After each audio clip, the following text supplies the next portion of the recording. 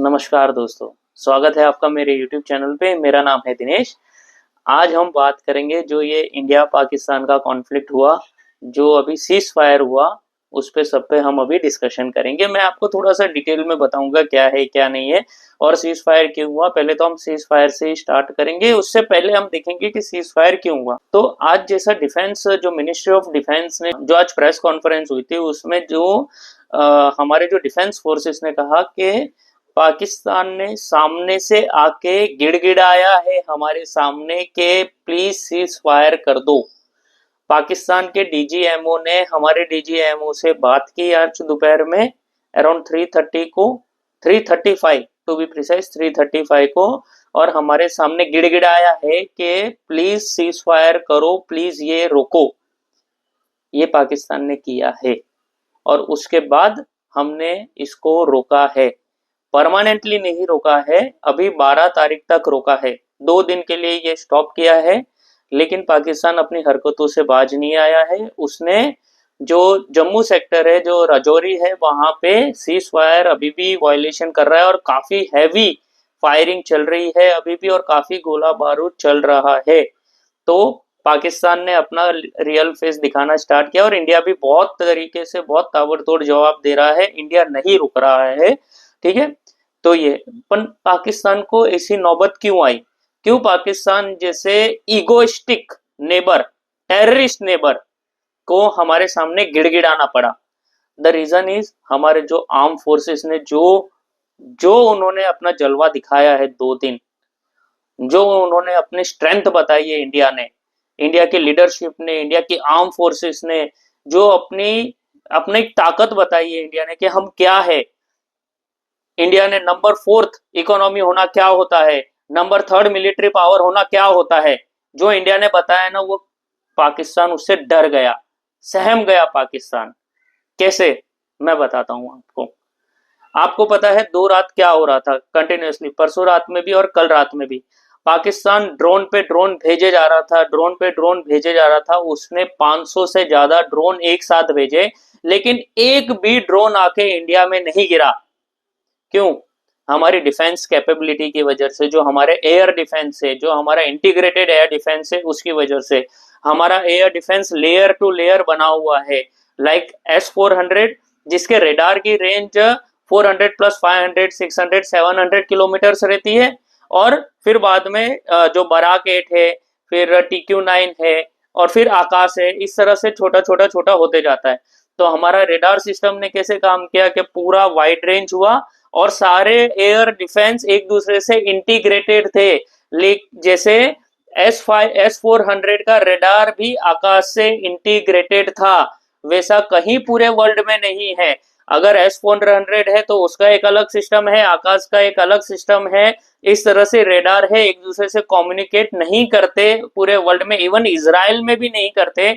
लेकिन हमारे जो लास्ट 3 साल में जो इंटीग्रेशन किया है, जो हमारे आर्म फोर्सेस ने अंडर दिस गवर्नमेंट जो किया है, वो अमेजिंग वर्क है। इवन इजराइल ने भी तारीफ की है हमारे डिफेंस सिस्टम की, जिसका defence system one of the best है पूरे वर्ल्ड में। अब इंडिया का defence system one of the best है पूरे वर्ल्ड में। इंडिया ने अपना लोहा मनवा लिया है। तो अपने इंडिया क्या करता है, जैसे ही वहां से कुछ उड़ा पाकिस्तान से, उड़ते ही हमारे जो S-400 रेडार है उसमें आ जाएगा। अब वहां से ड्रोन उड़ता है, ड्रोन छोटे छोटे ड्रोन होते हैं, वो होते हैं कोई 2,000 रुपए का, 5,000 रुपए, 10,000 रुपए, लाख, ऐसे बड़े बड़े ड्रोन होते जाते हैं और फिर मिसाइल्स आती है। तो अब आप जैसे छोटे ड्रोन है जो 2-5 हजार के ड्रोन है, उसको आप S-400 से नहीं मारेंगे। तो क्या होता है, S-400 जो है वो ट्रैक करता है, वो ड्रोन्स आते हैं और वो आकाश के रेंज में आते हैं और आकाश फायर करती है, और एक्यूरेसी से एकदम प्रिसीजन स्ट्राइक होता है कि जैसे ही ड्रोन आया वैसे ही हमारे TQ-9 की गन्स फायर होगी या फिर आकाश फायर होगा। छोटा होगा तो TQ-9 की गन्स होगी, वो गन्स होते हैं ना, वो 2 इस तरह से जो एक साथ, आपने देखा होगा सारे वीडियोस में प्रोजेक्टाइल्स जा रहे होंगे, 6-7 एक साथ ग्रुप में जाते हैं, तो वो इस तरह से गन जाती है इस तरह से, और वो हिट करती है। फिर उससे जो बड़े ड्रोन्स होते हैं उसको आकाश निपटाता है। फिर अगर कोई क्रूज मिसाइल है, तो उसमें S-400 या फिर आपका बराक 8 काम आता है, जो हमारे यहाँ पे कल सिरसा में जो उसने फतेह 2 मिसाइल लॉन्च की थी, जो एक बैलिस्टिक मिसाइल थी, उसको बराक 8 ने न्यूट्रलाइज किया था, वहां पे इंटरसेप्ट किया था। ठीक है, तो इस तरह से डिफेंस सिस्टम वर्क करता है, जो इंडिया का बेस्ट है। तो पाकिस्तान इंडिया में कितना भी अटैक करने का चाह रहा था, वो नहीं कर पाया ड्रोन्स और दूसरी मिसाइल्स के थ्रू।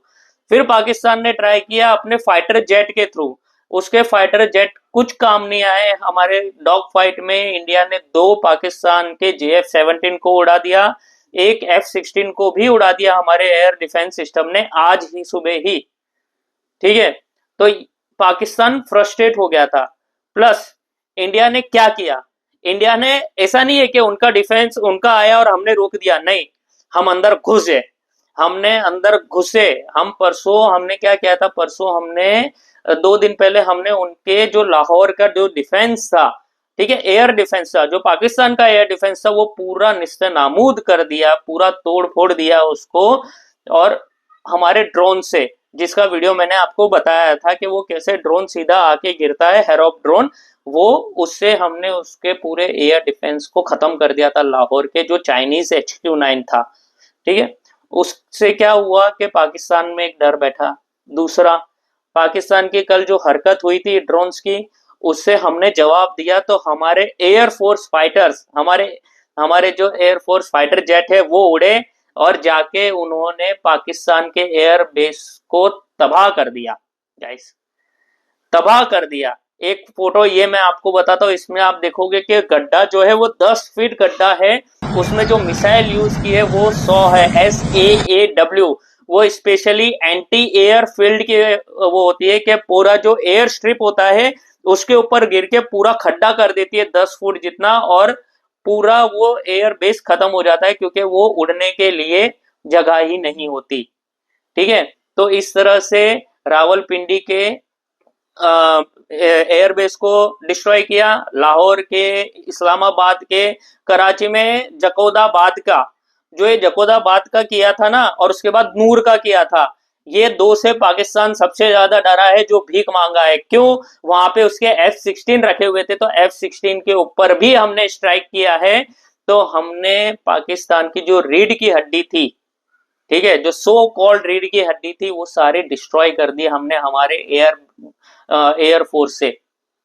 और हमने डिफेंस सिस्टम भी उसके आज भी डिस्ट्रॉय किए अलग अलग सेक्टर्स में जो थे। तो इंडिया ने पूरा एयर डोमिनेंस किया, और जो ग्राउंड पे था हमने पूरी आर्मी मोबिलाइज कर दी थी ग्राउंड पे। आपको भी पता है जो जम्मू सेक्टर है, जो इंटरनेशनल बॉर्डर है, काफी फायरिंग हुई थी वहां पे। सियालकोट में पूरा जो ड्रोन डिपो था, जहां से वो ड्रोन भेज रहे थे, वो सारा ड्रोन डिपो उड़ा दिया इंडिया ने, सारी मिसाइल सिस्टम सब कुछ खत्म कर दिया था। तो इंडिया का ग्राउंड रिस्पॉन्स भी बहुत जबरदस्त था, जिससे पाकिस्तानी आर्मी और जो पाकिस्तान के जो लीडरशिप है वो डर गई, लिटरली डर गई वो, कि इंडिया का ऐसा रिस्पॉन्स सोचा नहीं था। वो अपने कैसे जुनून में रहते हैं, कैसे हवाबाजी करते हैं, वो आपको भी पता है। विनाश काले विपरीत बुद्धि वाला पाकिस्तान किस हिसाब से रहता है आपको भी पता है। उनका जंगजू कौम है, जंगजू, पूरी जंगजू में जंग पूरा भर दिया इनके, और पूरा पाकिस्तान का ईगो खत्म कर दिया इंडिया ने। जो बोलते हैं ना, पाकिस्तान पंजाब में आ नहीं सकते थे, पंजाब पाकिस्तान को कोई छू नहीं सकता था, पूरे पंजाब पाकिस्तान को धुआं धुआं कर दिया इंडिया ने। और इसके बाद वो गिड़गिड़ाया है हमारे सामने आके, हाथ पैर जोड़े हैं अमेरिका के सामने, अमेरिका के तो पैर पकड़ लिए ट्रंप के कि प्लीज छुड़वाओ। ट्रंप भी 16 घंटे से लगा हुआ था कि इंडिया को कि प्लीज रोक दो, प्लीज रोक दो, तब जाके इंडिया ने सीज फायर किया है, वो भी 2 दिन का। तो पाकिस्तान लिटरली सरेंडर किया है यहाँ पे, पाकिस्तान ने लिटरली सरेंडर किया है यहाँ पे। जो भी किसी को डाउट होता है वो गलत डाउट होता है, ठीक है। पाकिस्तान ने लिटरली सरेंडर किया है। अब इंडिया क्या चाहता था भाई? इंडिया चाहता था, जो मैं चाहता था, वो सब कोई, हर एक जन यही चाहते थे कि ये यहाँ पे खत्म ना हो इंडिया। मैं खुद सरेंडर नहीं चाहता था, बिकॉज हमारे पास पूरा एयर डोमिनेंस हो गया था, हमारे जो आर्म फोर्सेस है, जो ग्राउंड फोर्स है, वो भी मोबिलाइज बहुत क्विकली कर रही थी, और वो भी ग्राउंड गेन कर रही थी। और हमारी नेवी भी पूरी तरह से तैयार थी। तो हमारे को ऐसा मौका बहुत रेयर केस में मिलता है। और पाकिस्तान इतना डरा हुआ था और वहां से बीएलए मार रहा था उनको, बलूचिस्तान लिबरेशन आर्मी, वहां से टीटीपी मार रही थी अफगानिस्तान वाले। तो पाकिस्तान बहुत बुरी हालत में था। तो हमको जैसे एक पाइथन होता है ना जो वो स्क्वीज कर देता है, वो स्क्वीज ही हम कर रहे थे। तो हमको वो पूरी तरह से निचोड़ देना चाहिए था। हम बहुत अच्छा मैप चेंज कर सकते थे, इस बार मैप चेंज कर सकते थे गाइस हम, के हम पाकिस्तान को लिटरली बहुत बुरा मार सकते थे। लेकिन सीज फायर इंडिया ने किया है, उसके रीजंस भी हैं। देखो उसके रीजंस एक बार देख लो, फिर आपके दिमाग में जो है वो आप देख लेना। रीजन ये है, एक तो ये समर सीजन है।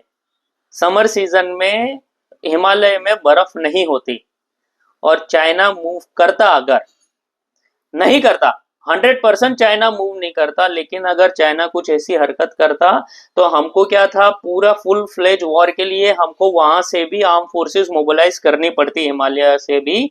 तो वहां पे भी हमारे लिए था इशू कि चाइना ना आ जाए, जो हमारे 1999 में हमने फेस किया था। ठीक है, पहला। सेकंड ये था कि हमने जब ऑपरेशन सिंदूर लॉन्च किया था, ये बोल के किया था कि हम सिर्फ टेररिस्ट इंस्टॉलेशन पे ही अटैक करेंगे, आर्मी को और सिविलियन को नहीं मारेंगे, हम सिर्फ टेररिस्ट को ही मारेंगे, ये हमने बोल के स्टार्ट किया था। फिर हमारी जो कॉन्फ्रेंस हुई थी फर्स्ट डे पे, फर्स्ट टाइम जो हुई थी, उसमें भी हमने यही बोला था कि हम डी एस्केलेशन चाहते हैं, लेकिन अगर हमारे पे अटैक हुआ तो हम रिप्लाई करेंगे।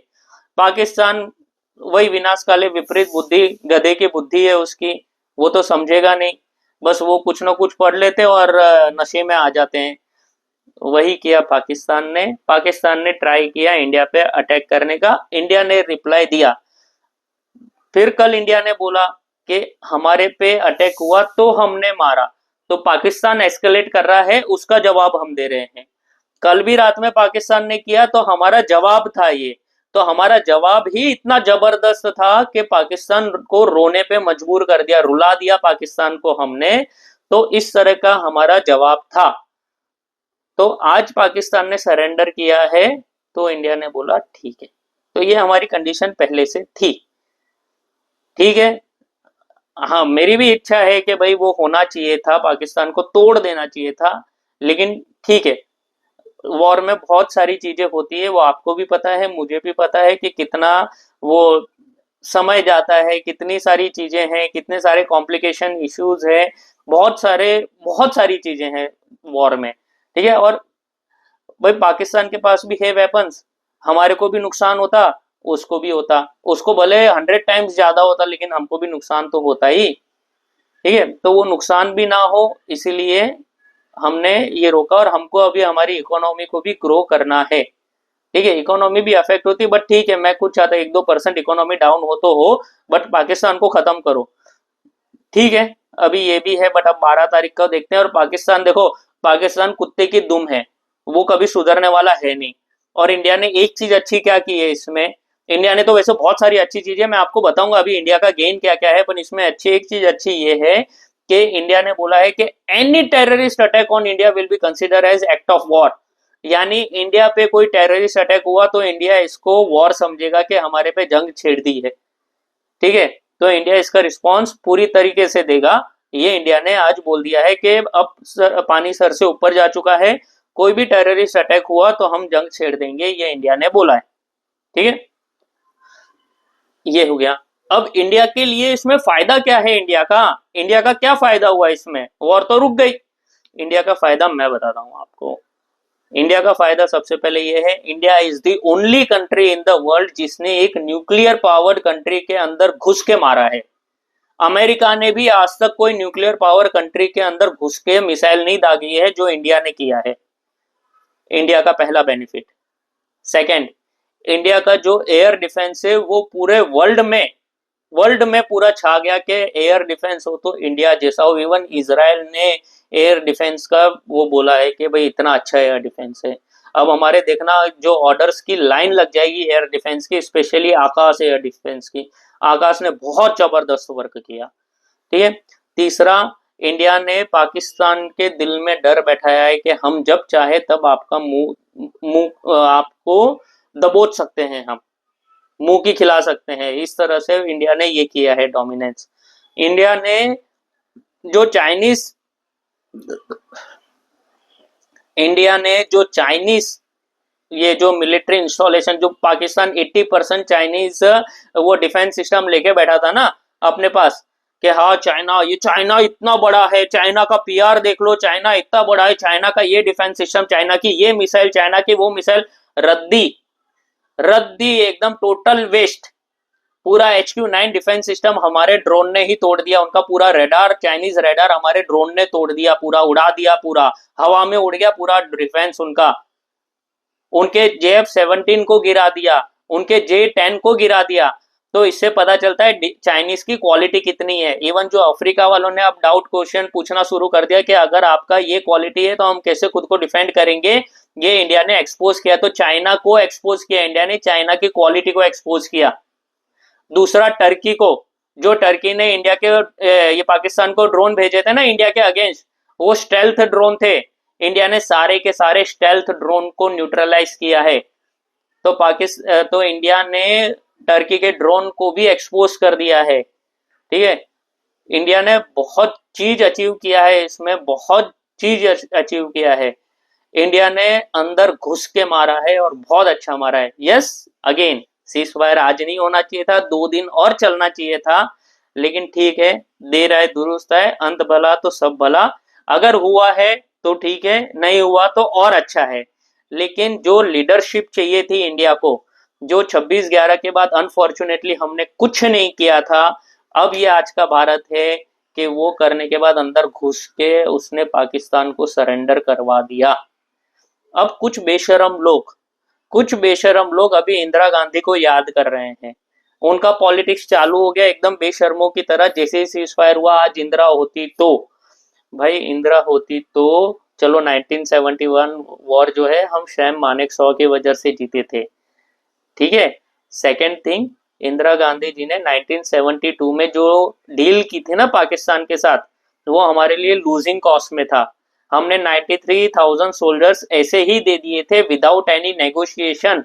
कश्मीर पे कोई नेगोशिएशन नहीं हुआ था, हमने फ्री विल जेस्चर करके उनको वापस दे दिया था 93,000। इंडिया ने हमारी, मानोगे आप ये बात कि इंडिया ने अपनी टेरिटरी लूज की थी बांग्लादेश से, जब बांग्लादेश बना तब 1971 में। ठीक है, वो था भाई, उनका डिसीजन था कि वॉर लड़ेंगे, लेकिन इतना भी नहीं था। और इंडिया ने जो आज किया है वो कोई भी प्राइम मिनिस्टर नहीं कर सकता, इवन कोई वर्ल्ड में नहीं कर सकता कि एक न्यूक्लियर पावर कंट्री को अंदर घुस के मारे। ठीक है, तो ये हमारे लीडरशिप का पावर है। 22 तारीख को पहलगाम हुआ, 15 दिन के अंदर पाकिस्तान के अंदर घुस के मार के आए हम लोग। क्या चाहिए और आपको? हाँ, टेररिस्ट अटैक वापस ना हो, ये हमारा सिक्योरिटी होना चाहिए टाइट, एग्री, और वो होगा। लेकिन अगर कोई लैप्सिस होते हैं, या फिर देखो टेररिस्ट को 1000 में से एक बार सक्सेस होना है। ठीक है, अगर वो एक बार सक्सेस होता है तो उसको हम मुंह तोड़ जवाब देंगे, मुंह तोड़ नहीं, सरेंडर, पांव छुआएंगे हमारे, जो हमने आज किया है। तो this is what India has done today. तो आपको क्या लगता है दोस्तों, आप मुझे बता सकते हैं। आपको, आपकी भी मेरे जैसी फीलिंग है कि भाई नहीं करना चाहिए था सीज फायर, बट बहुत सारी चीजें होती है जो सीज फायर करने पे मजबूर करती है हमें भी, तो वो हमने किया। और हमारे भी वो है कि हमको भी इतना ज्यादा एस्केलेट करना चाहिए था कि नहीं करना चाहिए था। तो इस तरह से हमने ये किया है। तो जो भी है वो ये है दोस्तों। सो होप सो आपको ये वीडियो पसंद आया होगा। So please like and subscribe my channel को सब्सक्राइब करिए, और प्लीज प्लीज लाइक बटन दबाइए, बेल आइकन बटन दबाइए, जैसे ही मेरा वीडियो आएगा आपको पता चलेगा। और यार व्यूज होते हैं पर सब्सक्राइब नहीं करते हो, कर लिया करो यार, बहुत मेहनत करता हूँ।